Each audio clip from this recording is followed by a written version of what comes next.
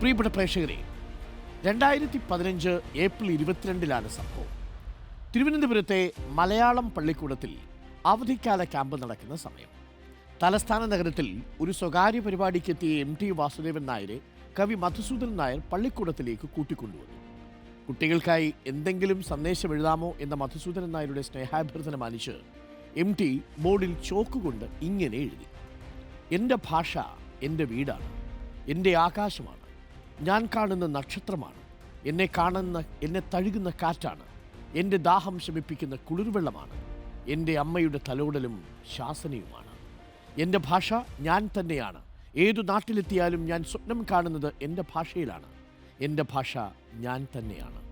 MT പെട്ടെന്ന് കുറിച്ചിട്ട ആ വാക്കുകൾ ഇന്ന് മലയാളിയുടെ ഭാഷാ പ്രതിജ്ഞയാണ്. അക്ഷര നക്ഷത്രങ്ങളുടെ ഭാവ തീവ്രത തലമുറകൾക്ക് പകർന്നു നൽകിയ MT വാസുദേവൻ നായരുടെ 92ാം ജന്മവാർഷികമാണ്. MT നമുക്കൊപ്പമില്ല. പിറന്നാളുകളൊന്നും MT ആഘോഷിക്കാറേ ഉണ്ടായിരുന്നില്ല. അതിൻ്റെ കാരണം MT തന്നെ പറയുന്നു. ഒരു പിറന്നാളിൻ്റെ ഓർമ്മ എന്ന കഥയിൽ MT തന്നെ പറഞ്ഞു വയ്ക്കുന്നു. കഥ തുടങ്ങുന്നത് ഇങ്ങനെയാണ്: നാളെ എൻ്റെ പിറന്നാളാണ്. അമ്മാവൻ പത്തായം തുറന്ന് നെല്ല് അളന്നിടുന്നു. അമ്മ പതുക്കെ പറഞ്ഞു: ഇന്ന് കുഞ്ഞിൻ്റെ പിറന്നാളാണ്. അമ്പലത്തിൽ പായസം നിറഞ്ഞിട്ടുണ്ട്.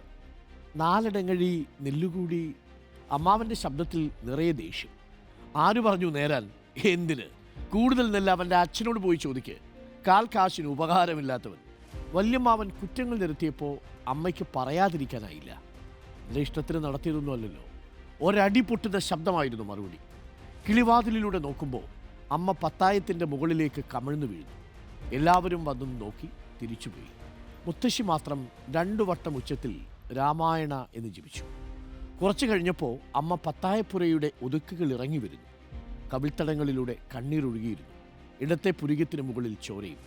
കുളിക്കാൻ അമ്മ നിർബന്ധിക്കാത്ത, സദ്യ ഉണ്ണാത്ത, പായസം കഴിക്കാത്ത പിറന്നാൾ. MT കഥ അവസാനിപ്പിക്കുന്നത് ഇങ്ങനെയാണ്: ഇപ്പോൾ വീണ്ടും ഓർത്തുപോകുന്നു.